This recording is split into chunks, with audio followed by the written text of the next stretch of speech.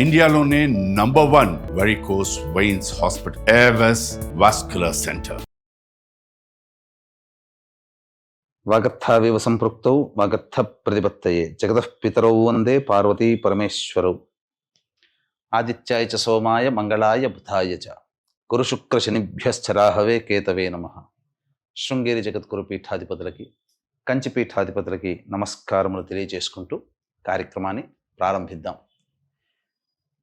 వీక్షించేటువంటి ప్రేక్షకులకి ఒక ముఖ్య గమనిక. అనేక మంది తమ యొక్క ప్రశ్నలని కామెంట్స్ రూపంలో తెలియజేశారు. కొంతమంది మెసేజ్ రూపంలో కూడా పంపించడం జరిగింది. అందులో ప్రధానంగా గమనించింది ఏంటంటే, ఎలాగో జన్మించిన నక్షత్రము, ఆ నక్షత్రాన్ని బట్టి ఒక రాశి ఉంటుంది, ఆ రాశి ప్రకారము మేము చూసుకోగలుగుతున్నాం. కానీ మా పెద్దలు వాళ్ళకి డేట్ ఆఫ్ బర్త్ అనేటువంటిది తెలుసు, కానీ అలాగే ఏ సంవత్సరంలో పుట్టారో తెలియదు. మరి అటువంటి వాళ్ళు కూడా చూసుకోవాలంటే ఎలా అనేటువంటి ఒక ప్రశ్నని తీసుకురావడం జరిగింది. కాబట్టి వీళ్ళందరినీ కూడా దృష్టిలో పెట్టుకొని, ఇప్పుడు ఏ నక్షత్రము ఏ రాశి వాళ్ళైతే జన్మిస్తారో ఆ రాశి మరియు ఒక మంత్లో ఒక డేట్ నుంచి ఇంకొక డేట్ మధ్యలో పుట్టినటువంటి వాళ్ళు ఒక రాశికి చెందిన వాళ్ళుగా మనకు తెలియచేయడం జరుగుతుంది శాస్త్ర ప్రకారము. కాబట్టి ఈ యొక్క గణాంకాలని దృష్టిలో పెట్టుకొని మనం వినూత్నంగా రాశితో పాటుగా ఒక నెలలో పుట్టినటువంటి వాళ్ళకి, అనగా ఉదాహరణకి ఉజ్జాయింపుగా ఏ రాశికి చెందుతారో ఆ రాశి వాళ్ళని మనం క్రోడీకరించుకొని ఈ యొక్క నూతన విధానంగా మనం తెలియచేయడం జరుగుతుంది. ఒకవేళ రాశికి సంబంధం లేకపోయినా మీరు జన్మించిన జన్మ తేదీ మరియు జన్మ నెల ఏదైతే ఉంటుందో జన్మ మాసమును బట్టి మీరు ఒక రాశికి చెందుతారు. ఆ రాశిది ఆ ఫలితాలు కూడా మీకు కూడా ఉపయోగంగా ఉంటాయని చెప్పి తెలియచేయవచ్చు. అలాగే ప్రస్తుతం గమనించుకున్నట్లయితే ఈ యొక్క ద్వాదశ రాశుల వారికి సంబంధించినటువంటి శుభ అశుభ ఫలితాలు అనేటువంటివి మీకు క్లుప్తంగా తెలియచేయడానికి ప్రయత్నం చేస్తాను. 16 ఆగస్టు నుంచి 31 ఆగస్టు వరకు ధనుస్సు రాశి, అంటే ధనుస్సు రాశిలో మూల 1, 2, 3, 4 పాదాలు, పూర్వాషాఢ 1, 2, 3, 4 పాదాలు, అలాగే ఉత్తరాషాఢ 1వ పాదంలో జన్మించినటువంటి వాళ్ళు ఈ యొక్క ధనుస్సు రాశికి చెందిన వారుగా అవుతారు. అలాగే సంవత్సరం క్యాలెండర్లో డిసెంబర్ 17 నుంచి జనవరి 20వ తారీఖు వరకు మధ్యలో పుట్టినటువంటి వాళ్ళు ఈ యొక్క ధనుస్సు రాశికి కూడా చెందిన వాళ్ళు అవుతారు. కాబట్టి డిసెంబర్ 15 నుంచి జనవరి 20 మధ్యలో పుట్టిన వాళ్ళు, మూల పూర్వాషాఢ ఉత్తరాషాఢ 1వ పాదంలో జన్మించినటువంటి వాళ్ళు ధనుస్సు రాశి. కాబట్టి 16 ఆగస్టు నుంచి 31 ఆగస్టు వరకు ఏ విధంగా ఉండబోతుందో తెలుసుకునే ప్రయత్నం చేద్దాం. గురుబలము అలాగే సంపూర్ణముగా ఉన్నటువంటి కారణం చేత అనుకున్న పనులు సజావుగా పూర్తి అవుతాయి. అలాగే ధనపరమైనటువంటి సమస్యల్ని తీర్చుకోగలుగుతారు. ముఖ్యంగా అన్ని విధాలుగా యోగదాయకంగా ఉంటుంది. మీ కీర్తి ప్రతిష్టలు పెరుగుతాయి. అయితే శుక్రగ్రహ సంచారమే అనుకూలంగా లేదు. ఈ కారణం వల్ల ఏమవుతుంది, ఎదుటి వాళ్లతో మీరు ఎవరితో కలిసి పని చేస్తారో, ఎవరితో కలిసి ప్రయాణం చేస్తారో, ఎవరితో కలిసి జీవిస్తుంటారో వాళ్ళ మధ్య కొంత విభేదాలు వచ్చే అవకాశం ఉంటుంది. కాబట్టి ఎదుటి వాళ్ళ మీద పెత్తనం చెలాయించకుండా సజావుగా సాగే విధంగా మీ యొక్క ప్రవర్తన గనక ఉంచుకుంటే అన్ని విధాలుగా సమస్యలు చాలా తగ్గుముఖం పడతాయని చెప్పవచ్చు.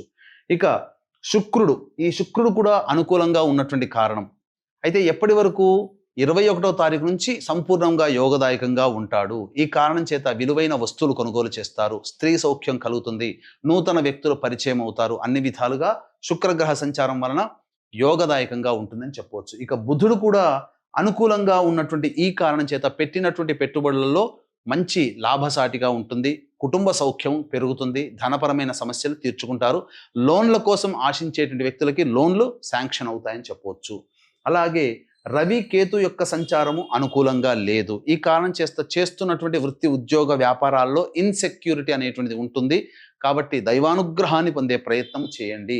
అలాగే ప్రభుత్వ పరముగా పన్నులని కట్టాల్సినటువంటి పరిస్థితి వస్తుంది.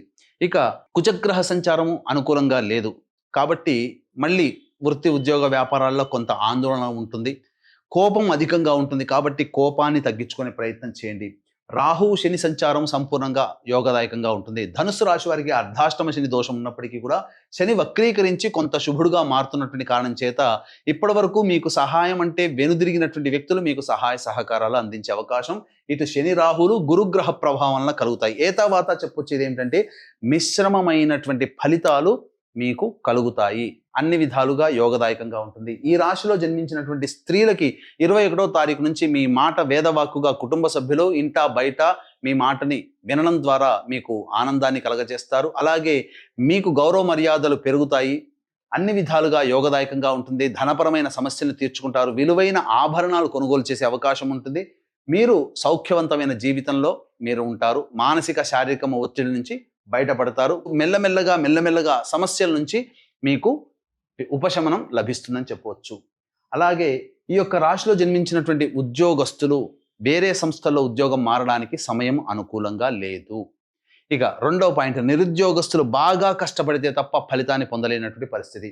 ఇక వివాహ సంబంధమైనటువంటి విషయాల్లో పెద్దవాళ్ల సహాయ సహకారాలు సలహాలు పాటిస్తేనే మీకు వివాహ సంబంధాలు అనుకూలంగా ఉంటాయి. 21వ తారీఖు నుంచి అన్ని విధాలుగా యోగదాయకంగా ఉంటుంది. సంతానం కోసం ఎదురు చూసేటువంటి వ్యక్తులకి చక్కటి శుభ సమయంగా చెప్పవచ్చు. మంచి సంతానం కలుగుతుంది.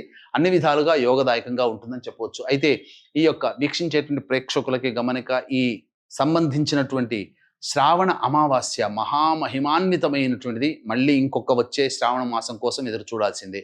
ఎందుకంటే చతుర్దశి అమావాస్య కలిసి ఆశ్లేష నక్షత్రం ఉన్నటువంటి రోజున మీ జాతకరీత్యా అంటే ప్రతి వ్యక్తి కూడాను ఎన్నో ప్రయత్నాలు చేస్తుంటాడు. ఆ ప్రయత్నాల్లో అన్ని ఆటంకాలే, అన్ని దగ్గర దాకా వచ్చి వెనక్కి వెళ్ళిపోతాయి. ఇంటర్వ్యూలు కానీ ఉద్యోగాలు కానీ ఏదైనప్పటికీ కూడా. అలాగే ఎన్ని పూజలు చేశామో ఫలించట్లేదు, దేవుడు లేడనే స్థాయికి. అలాగే నిజాయితీగా ఎంత కష్టపడ్డా ఆ కష్టపడ్డ ఫలితాన్ని పొందలేకపోవడం, పెళ్ళిళ్ళు కాకపోవడం, సంతానం కలగకపోవడం, దాంపత్య సమస్యలతో బాధపడుతుండడం, ఒకటా రెండా అన్ని సమస్యలే చుట్టుముట్టూ ఉంటాయి. ఏ సమస్య పరిష్కారం కాదు. అన్నిటికంటే మించి ధనవంతులు కావాలనే కోరిక కలగానే మిగిలిపోతుంది.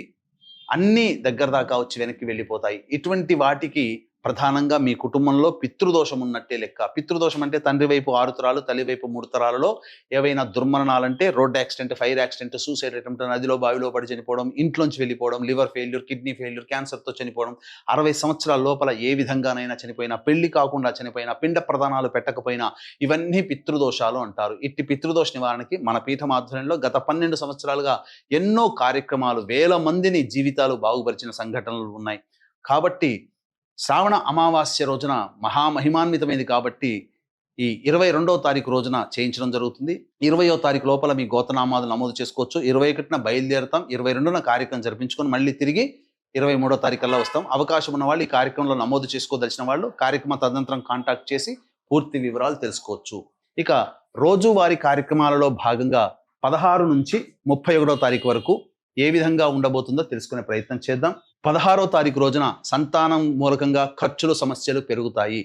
వృధా కాలయాపన జరుగుతుంది. అలాగే జాతకరీత్యా జాగ్రత్తగా ఉండాల్సినటువంటి పరిస్థితి. 17, 18, 19, 20 ఈ తేదీలలో అన్ని విధాలుగా యోగదాయకంగా ఉంటుంది.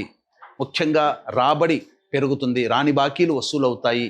సమస్యల్ని పరిష్కరించుకోగలుగుతారు. ఖర్చుకు మించిన ఆదాయం లభిస్తుంది. సంతోషంగా జీవిస్తారని చెప్పవచ్చు. 21, 22, 23, 24, 25 ఈ తేదీలలో మానసికమైనటువంటి ఆందోళన అధికంగా ఉంటుంది. అలాగే ఆస్తికి సంబంధించిన పంపకాలు చర్చకు వస్తాయి. ఏ పని ముందుకు సాగదు. అలాగే ఒక ఆందోళన అంటే జిగ్జాగ్ లాగా ఉంటుంది. నిర్ణయం తీసుకోలేకపోతారు.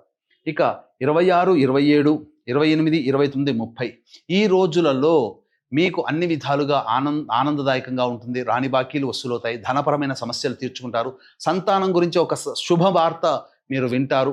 అలాగే అన్ని విధాలుగా అనుకూలంగా ఉంటుందని చెప్పవచ్చు. 31వ తారీఖు రోజున మాత్రం అనవసరమైనటువంటి ఖర్చులు సమస్యలు పెరుగుతాయి.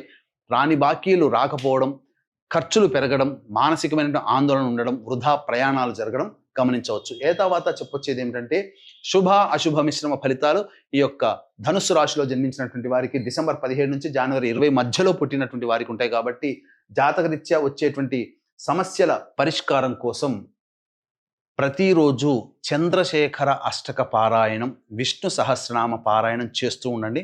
అన్ని సమస్యలు తొలగిపోతాయి. సర్వం శ్రీ ఉమామహేశ్వర పరబ్రహ్మార్పణమస్తు.